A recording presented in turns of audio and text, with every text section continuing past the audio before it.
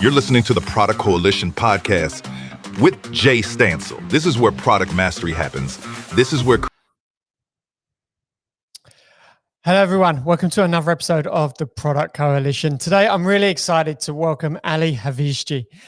I'm really interested in today's session because Ali and I are going to be talking about this relationship between engineers and product. Now, before I give Ali the mic, I first of all want to introduce Ali because from what I've learned, he's a builder at heart with a rare mix of deep engineering chops and a true commercial focus.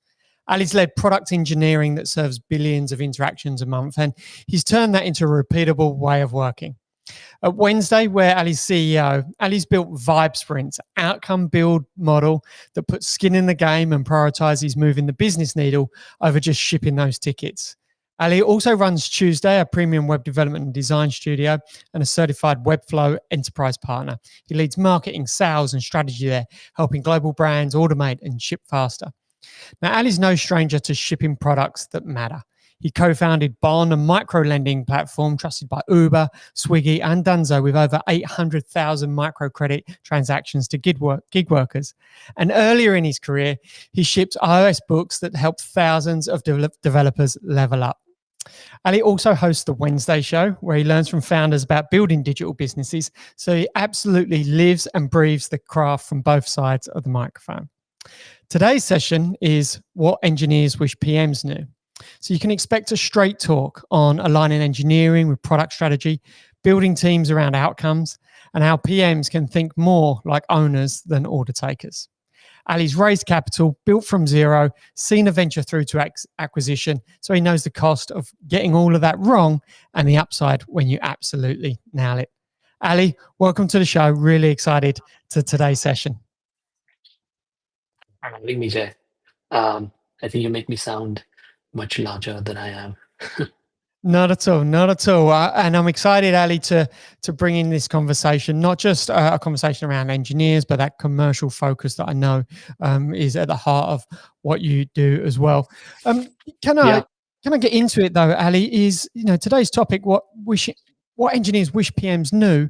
Why is this something passionate for you to stand up and have a conversation about? I think the conversation that everybody is talking about is how can you get an outcome, and if you're not able to answer this question as to what the relationship between an engineer and product manager should be, what one should expect from one another, you can never get to a conversation about getting outcomes. And outcomes are the only way in which a digital business is going to move ahead. So, for example, if you consider any digital business, there are multiple stages in which the end user interacts with that particular offering. It could be, the awareness stage, acquisition, sign up, referral, engagement, retention. Each of these stages that the user interacts with that particular product, there are metrics that you can measure how that is doing. And if you need to change a metric, for example, if you need to change the number of users who are visiting the website to the number who actually sign up, that is a business metric. And if you need to change that, that's when you're saying that, hey, I need to get a business outcome. And then when you start drilling down, you'll ultimately end up with answering the question as to what is the relationship between an engineer and a product manager, and how should they communicate with one another? Because if you get that right, then your entire team will start talking about business metrics, which will actually move something for you. Nice. Well, those relationships, the integrity of them is all built around trust. Where do you recommend product managers and engineers leaning into when they're first meeting each other to build on that trust? So I think to answer there's no, it's very difficult to answer this question without really identifying the stage of the business. So for example, if it's a young business, if it's a startup pre-PMF, well, the best thing for you to do is be an extremely lean team, which means, the communication overhead is anyway small, and be completely transparent with your team. And then that automatically is a language of outcomes. So for example, if I'm the founder, I am an engineering team. In most cases, pre-PMF, the founder is the PM. They're not really hiring a product manager to do that because you still haven't really found out if there is like value in what you're providing. So if you maintain transparency, if you talk about like what you want to achieve, etc., you're anyways speaking in the language of outcomes. This problem becomes bigger, or it becomes more real when things start to scale. So when you have PMF, that's when things scale. So basically, to answer your question, I think it's a structural problem. The question is, the first time a product manager and engineer meet, what is the context in which they meet?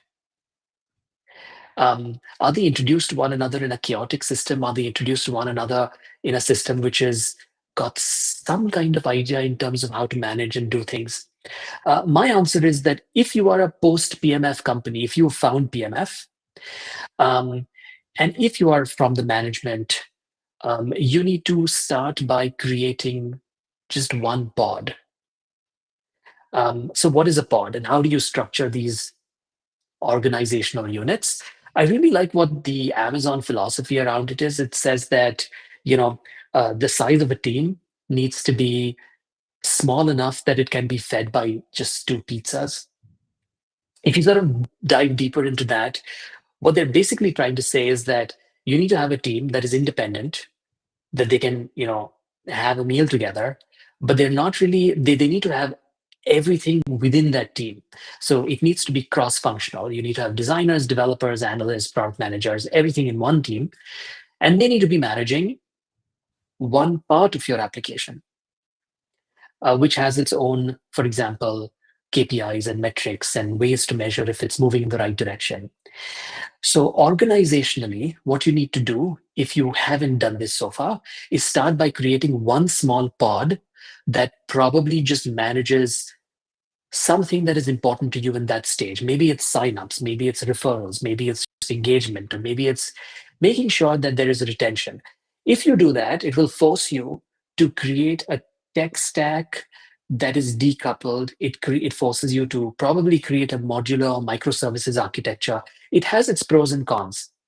But if you introduce an engineer or a product manager in a pod setup, it's very easy for them to ramp up. The engineer will be able to understand what they need to do fairly quickly because the boundaries or the surface area that they need to touch is very well defined. Also, what success looks for that person is very well defined. The KPIs in terms of, hey, if engagement increases by 10%, which is what we are trying to achieve, is met, then we are successful. We have actually achieved something. So all of these things become much more easier. So I think what really matters is what sets the tone right is the organization structure. If the organization structure is set up to be in pods that are small enough, well-defined, they have their boundaries set, the tech stack is also structured in a way that it allows for this. And the management has to actually trust them. You need to trust that they will take independent decisions and they will, and you just need to make sure that you participate in setting those KPIs and metrics to track. I think if that happens, the interaction between the product manager and the engineer is usually very easy. Each one knows what they need to achieve. Each one knows what is the surface area that they touch. And things generally go well. But if it's not and it's chaotic, then it is typically chaos.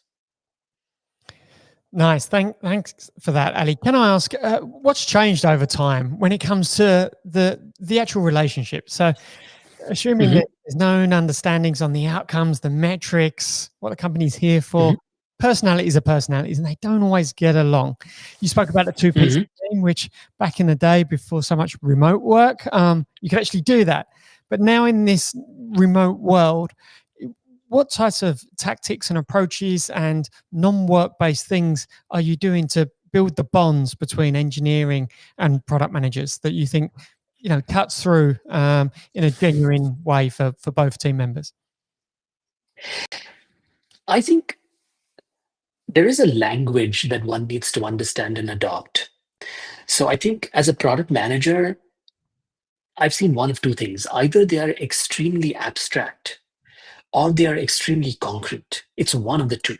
But you need to find some middle ground. So, for example, instead of saying we need to build a delightful onboarding experience, which is extremely abstract, you have no idea what that means. Um, if you think about if a project manager or if a product manager says that, the engineer is probably hearing, what the hell does that mean? What am I supposed to build? What do you expect out of me? What do you mean by a delightful onboarding experience?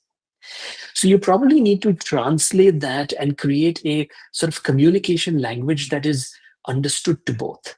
And I'm of the firm opinion that you need to start by framing the problem correctly.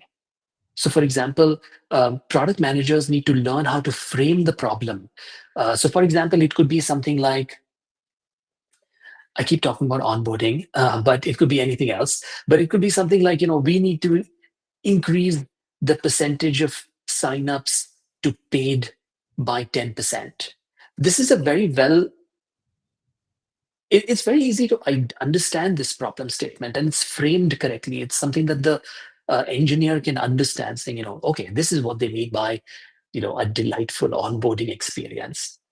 I also think that a lot of other things can change between the way that a product manager and an engineer communicate. I think you need, like, I found this happen a lot. Um, we need to identify, we need to understand that timelines are not sort of written in stone. So uh, product managers need to stop asking when will this get done. Um, because when you keep doing that, you sort of keep micromanaging, and then the engineers' estimates are never concrete. They'll always give you something, way ahead in the future. I think you need to include them in the problem. You need to include them saying, number one, you need to stop giving the solution. I found that happen a lot. Many a times product managers, instead of explaining the problem, they'll actually give down the whole solution, saying do this, which makes no sense. um, you should tell them the problem, and you should actually brainstorm with them as to what the solution could be. And I truly believe that many a times when you ask a question saying that, is there a better way to do this? Engineers actually will surprise you, because I've been on both sides of this equation, right? I've actually played the role of being an engineer, and I've actually played the role of being a product manager. If you explain the problem to an engineer and ask them, is there a better way to do it? You will be surprised by the number of solutions that they come up with, and they'll actually be able to do it in a much faster a way, which helps you validate whether that solution makes sense in the first place. Um, I think product managers can also write much better specs. Talk about the problem, define the metric, create the user persona. If you've got any research that you've done, share it with your engineers. Explain the why. Stop talking about the how, when, what. Don't do that. Talk about the why. Explain your whatever data you have. I also think that you can include them in user discovery calls. That helps build a language of outcomes. Um, I think in terms of async communication, Slack or any other whatever else you're using, um, make sure that your language is verbose. Um, Understand the context. Don't give solutions without identifying what is happening. Um, um, yeah, I think provide as much information as possible. Keep explaining the why. I think that should be that typically builds a good relationship. Another thing that I think is very, very interesting here is I think product managers need to have a lot of empathy for engineers. So once in a while, it might be good to actually ask them, saying, okay, um, what's the tech looking like? Is there something that I can do to help you prioritize something over there? Um, and just by having that conversation, you will have a much more cohesive team. Nice. I'm going to bring the conversation back, Ali, to requirements as an item in the process. And by the way, I absolutely love what you said there about bring your engineers through the discovery side of it before you go into the solutioning world of delivery. But we've got this middle world, which is when we're writing requirements, we're producing our product requirements document. The first question is, at that point in time, when should product managers, you think, stop writing and start whiteboarding and being creative? Is that early on when it's coming into delivery, somewhere in between? And how do you think that is? How do you think product requirement documents should be brought to engineering teams? Is it a send and forget? Is it actually a workshop all around it? So there's time put aside to actually share some of the background story, some of the user discovery moments that may have happened that the engineers weren't able to see. How do you think engagement looks like in best practice? So I have a very contrarian view on this, and I think that the practice of writing a PRD has been drastically affected by AI.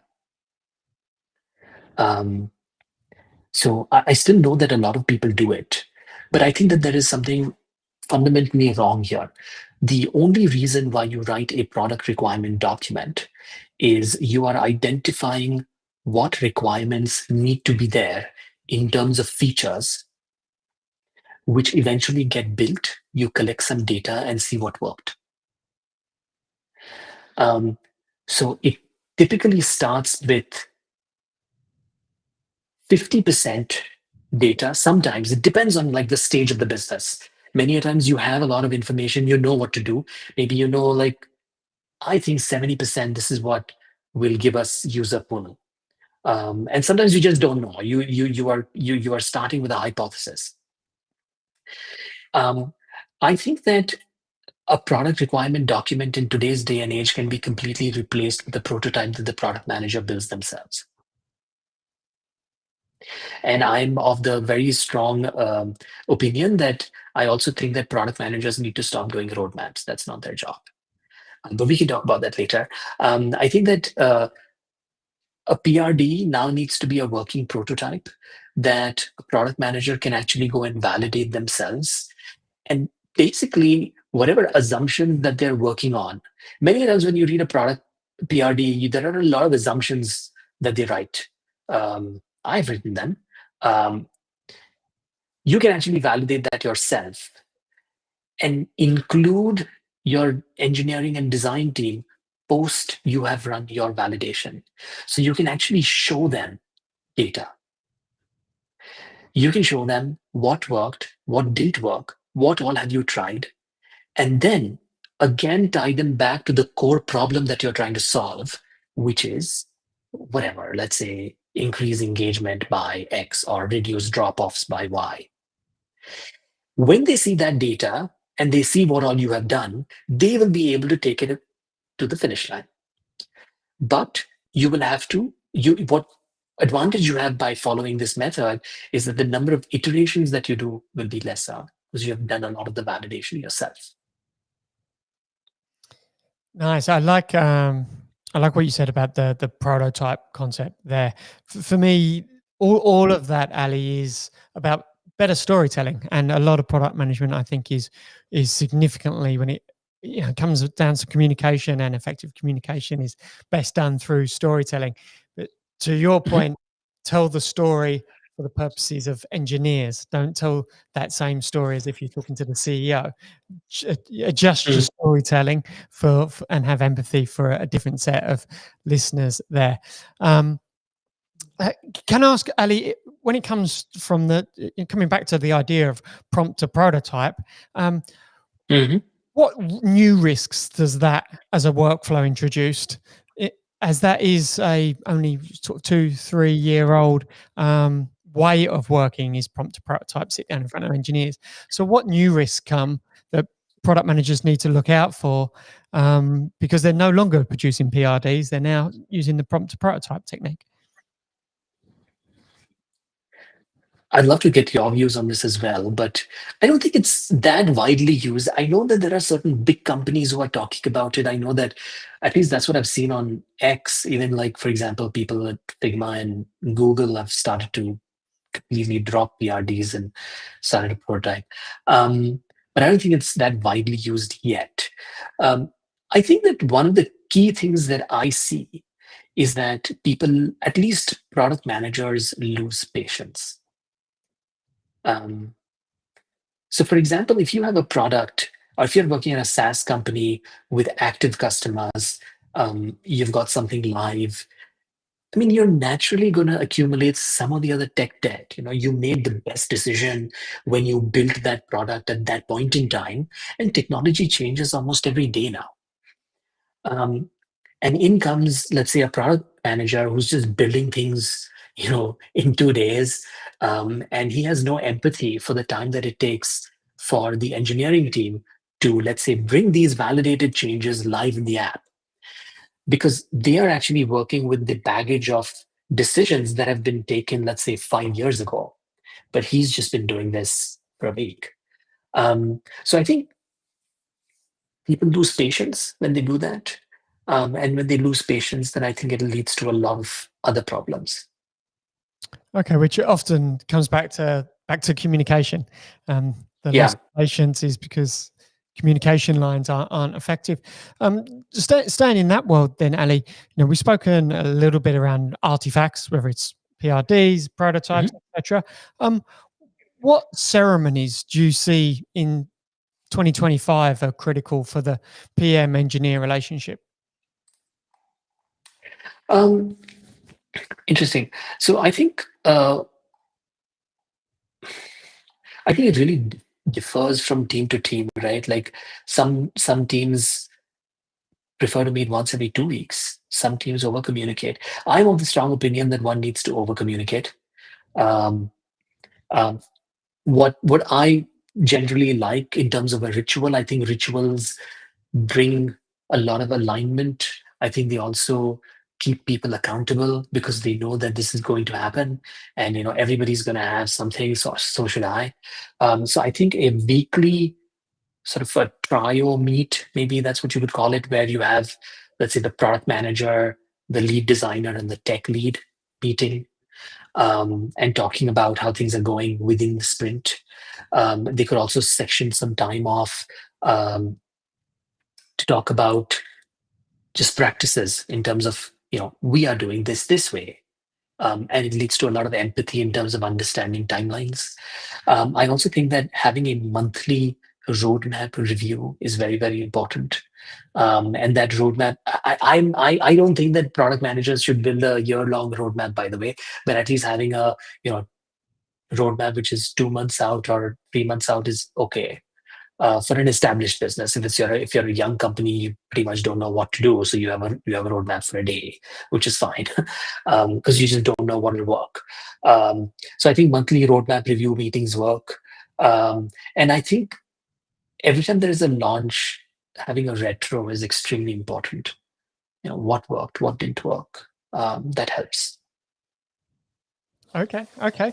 And can I ask, when it comes to what the product managers are bringing in to those ceremonies, how much from the business and commercial side of the business do you think engineers want to hear about? Is it everything? The challenges of what the company's struggling with, maybe upstream, product marketing challenges, filling up the pipeline from sales. Should the product managers be bringing the full story into some of these ceremonies, or keep it around the engineering and technical side of the craft? I think it needs to be about the product engineering side of the craft rather than the technical side or the product side of it or the business side of it. Um, uh, I'm a strong proponent of keeping things transparent and telling people the way things are, but that doesn't mean that you need to like just go out and say it to them on a daily basis. I think the communication or the focus needs to be around the objectives that we are trying to achieve and the business outcomes that we are trying to bring, or the business or the changes to these metrics that we're trying to bring. And then everything else that you talk about needs to be about how are we going to do it, you know, what is the time that it's going to take, what are we going to prioritize together. And I think those types of dialogues are very healthy. So I would say don't hide anything, but you don't have to like go out and say it. You can have a one-on-one with them, different. It's a separate conversation. It doesn't need to happen with the whole team. But yeah, you can. I'm a big proponent of keeping things transparent. Nice. Well, part of transparency we spoke earlier around product metrics, ensuring they're out there, it's clear, Mhm. KPIs, performance of the product, etc. But can I ask, how do you think we should be measuring the performance of engineering teams, and what metrics Mm. should be wrapped around that can be celebrated? So I think that the idea of quality in engineering practices is extremely weird. Um, some people talk about quality as this abstract thing. Um, People talk about, I don't know, coding principles, modularity, but all of these things are not measurable. People talk about good code, bad code. They're not measurable. I think the only thing that's measurable are DORA metrics, which is the only way to actually measure the quality of your software development lifecycle. And in a nutshell, uh, what these metrics talk about is what are the number of bugs that are cropping up sprint on sprint, um, or release on release. What are the number of releases that you're doing? You want the bugs to be as less as possible, the releases to be as much as possible, as high as possible. Um, what is the time that it takes for you to get a feature into production? Many a times you find that this time is like super high. Maybe there's a long time that it takes to get approvals, design. It spends like an insane amount of time in testing. You want this time to be as small as possible. um, and I think that that is another metric that they measure on, um, I think regressions. I'm not quite sure, I don't quite remember. But I think these are, if you actually go down to the basics, these are the metrics that actually make the most sense. It's just the number of bugs, the number of releases, the time to market in terms of taking a feature live. It can also be the other way around, the time to roll back. These are the measures of quality for engineering. There's nothing else. No, you spoke earlier around bringing the engineers into and encourage that divergent thinking around solutions. Yeah. Um, for some engineers, that may be new. There's a new PM who's coming in and encouraging that, and the last PM wasn't that way at all. Can I ask, Mhm. how do you think product managers should be helping engineers to think more entrepreneurially in ways like you spoke about earlier, and align with those business goals? Yeah, I think ceremonies help a lot over here. Um, if you have ceremonies in place where you're openly talking about, um, here's what we are trying to achieve, this is the business outcome that we want to bring in, or this is the metric that we are trying to change. It does take some time for people to stop thinking about the tasks that I need to accomplish, or I need to write X number of test cases, or I need to write these many UI or React components or something like that, to start thinking about, I'm actually doing this so that this metric is achieved. And when they start doing that, then they'll find better and faster ways to actually implement that. And they might come back to you with a better way to do it. So I think it does take time, especially for someone who's never done it before, but you'll be surprised. I mean, I think engineers pick it up very, very quickly. Nobody likes to be told exactly what to do. And if you think about it, engineers are extremely overqualified to be given tasks. And the truth is they don't like it. Nice, nice. Can I then take you to another spot, which is all again back to transparency? Um, Mhm. when and how do you think it's a great conversation for PMs and engineers to talk about this is going to hurt us later, whatever this may be? Um, Mhm. Spoken a few times about tech debt, but Mhm. tech debt, it naturally exists in every piece of software out there. There's always something that we know can be improved. But what does a good hygienic conversation look like? Firstly, to raise the fact of we could be or should be creating some tech debt here, and secondly, Mhm. how and when to address that debt. I think again, you're right. It's completely about communication. I think product managers um, need to talk to. Maybe they need to have a conversation with their uh, with the tech team and ask them, saying, "What would you do if you were the product manager?"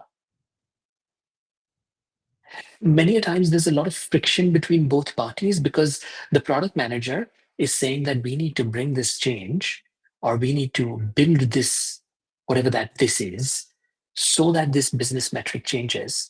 But there might be a lot of pushback from that tech team saying that to make this change, I need to actually first do ABC, which means your timeline is going to move. And that's just the right way to do it, technically speaking, because otherwise I'll have to do a lot of rework later, whatever. And it's very interesting what happens when a product manager approaches with a lot of empathy and says that I understand that this is where you are. What would you do if you were the product manager? And that helps. The engineer stops thinking about um, what's important to him and starts thinking about what is right for the business. Because the truth is, the user doesn't care how you write your code. And once you lose that user, you have lost that user. He's not coming back. And that's what we're here to do, right? We're all here to build experiences for users that they enjoy.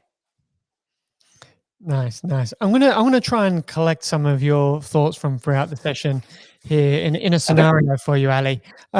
You walk into a room, you've got a fantastic group of engineers, a product manager, a designer. It's day one for everyone. Ali's walking Mhm. into the room. How do you set some expectations around what are going to be the first principles of how we all work together? Where would you start that conversation? I mean, I've been that person many a times, and I've always approached it with first identifying what everyone's strengths are. Um, if there are great engineers in the room, like you have to start by identifying what they're really good at, and first tell them good things about that. It's the same for design, same for product management, same for any other person that's in your team. Start by identifying what their strengths are and compliment them on that, saying that they're doing a freaking amazing job owning that skill. And slowly learn to move the conversation around how that skill is actually helping the business. Then move one step further. And this can be done even in multiple meetings. You don't need to do it in one because at the end of the day, you also need to work with these people for a long period of time. You can build a rapport. Um, and then you sort of start identifying what helping the business actually means. And then you start drilling down into the idea of the metrics that actually help this business. And if you do that, even over 3 sessions or 4 sessions, everybody starts speaking the same vocabulary. Nice, nice. I'm gonna try and find a story from you, maybe at the opposite end of all of that, Ali. I introduced you at the start of the show. Plenty of experience on both sides of many different tables. Can you Mhm. share what's a war story from your experience, Ali, where engineering and product alignment either created an incredibly fantastic outcome that no one's really experienced, or actually broke a product and broke a business? I'll start with the second one first because I think that's easier. Because as Wednesday, like we are a services provider, we typically get in when things aren't working. We typically start at that point where, let's say, a founder or somebody or a VC would get us externally saying that, please help these guys figure this thing out. Um, I think it all starts with trust and communication. Um, I mean, you have to understand that if you are a product manager, you are owning product, but you are also a manager. That means you need to have people skills, you need to have interpersonal skills, you need to have all of those things to be able to do a good job at this. So we've seen scenarios where there is such little trust um, between the engineering and the product side that it leads to a complete standstill where each person blames the other. But in reality, nothing is really happening apart from just the blame. And the conversation moves from actually, I mean, I think the entire role of this product engineering unit is to really chase truth, right? Like that's what you're trying to do. You are trying to identify uh, attributes or desires of your end user that you can convert into a digital offering so that they are met. And the more you do that, the more you are closer to identifying this truth on how to do that. And how do you help them achieve their desires? You will win. Um, but if the conversation is mostly about blame, there's no conversation about identifying these things. Um, so we've seen a lot of scenarios like that, nobody trusting each other, a lot of blame. There's typically a standstill. How do you turn this around? I think you really need to get like a super experienced product manager that is empathetic and really knows their craft. I think that can really make a very big difference. And I think that's also true for the technical leadership that is in place and for management, by the way. If management doesn't trust and they want to micromanage and own everything and, um, so by the way, like it's interesting to note, right? Like if you have a pod structure, you have to actually trust that pod as management to be able to make decisions, and those decisions could be wrong, but you have to be okay with it, right? So I think it's trust on all sides, because ultimately what you're doing is you're creating in a pod, you're creating an independent sort of uh, entity that makes its own decisions, that actually implements those decisions, that learns from its actions, etc. And you have to be okay with that. You have to just sort of govern in a way. I mean, you could think of a product manager as a CEO of that particular unit. So I think it's trust all around. And the success stories I've seen are people who have more than just skill. They're extremely good at what they do, but they also have this higher order thinking in terms of, how do we do this together collectively? Um, and I also find that these people are extremely growth minded.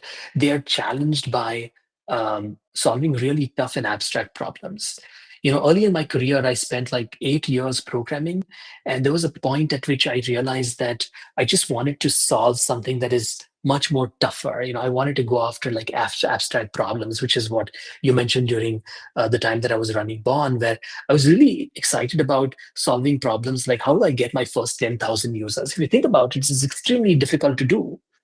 And most people who actually run extremely successful pods are people who are also very growth minded.